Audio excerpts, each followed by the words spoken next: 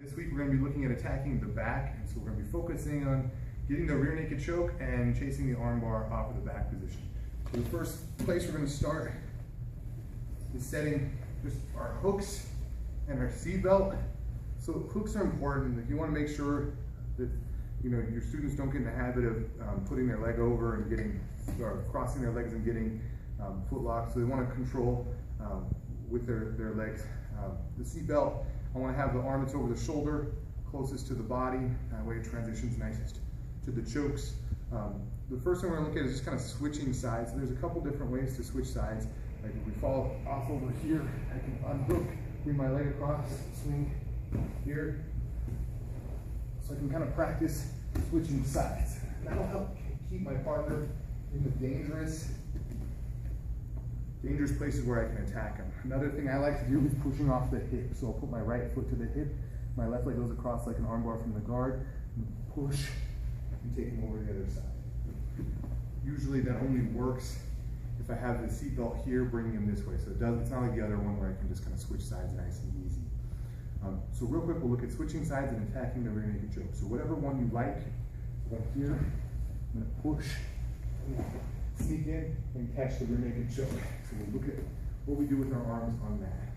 So my arm's going to go around the neck here, grab my bicep, sink my hand behind his head to my shoulder, and squeeze my elbows together. And that's not very difficult. Again, somebody has no idea what you're doing, but somebody that's trained jiu-jitsu for a while, you start reaching, they start gripping, and it gets really hard to finish like a step-by-step rear naked choke. So we're going to look at some techniques to attack this better. So the first one we're going to look at is just hand fighting. So I'll grab here and pull this arm down, and I want to reach to the shoulder. You can reach through here, like I can push and hook the shoulder here. Once I get my hand to the shoulder, it's difficult for him to clear. Like no one's really strong here as far as pulling my arm down, and it's really tricky for him to clear my arm. I gable grip here, tuck my head behind the head, and then choke. So hook the shoulder, gable grip, and then choke. Another thing that I can do is, a lot of times he'll grab my wrist here. So I'm trying to choke and it's difficult. I'm going to flip my hands here, and it makes it uncomfortable for his wrist. And so I pull, he clears that arm, I get my arm deep enough to set the choke. Those are two techniques. The last thing I want to start looking at is how to set it up from like a little more advanced setup. So I have my seat belt.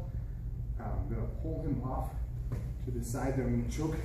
Scoop with my left leg here, turn him on the side a little more. I get here. Now, this arm is what I'm fighting. So if he's defending, I'm going to pull this arm out of the way, and then I'm going to turn here. I'll go through his face here. So I hold his head here, so it's very difficult for him to move. Now I'm going to keep his head here. If he wants to take the pressure off of his neck, he gives me the choke. It's hard for him to move either direction. That's the highest percentage back attack for me, and I always attack it with not really a neck crank, but I turn his chin and then freeze it and let him either take the pressure off by giving me the choke or tap on the slow neck. Last thing we're going to look at is just the arm bar, and that's fairly basic. So since we're looking at the rear naked choke, you don't need any lapels or anything for this, so let's just keep with that and do no-gi grips. My left hand is going to go to the shoulder, my right hand is going to go to the head. I'm going to keep his head where it is. A lot of your students are going to be pushing your partners. That'll never happen. You never just like throw them that way. I'm going to fall and then lock out like my right arm as it kicks in. My left leg goes across the waist. My right leg slides out from behind his head. I'm going to curl that head down and finish the arm. One more time, a little bit more normal speed. So I'm here, I'm trying to choke, shoulder, head, fall. Here. So make sure you're not letting your students push your partner, and then also it'll be more difficult for them to get their head over anyway. They want to be taking that space and getting their leg over the head.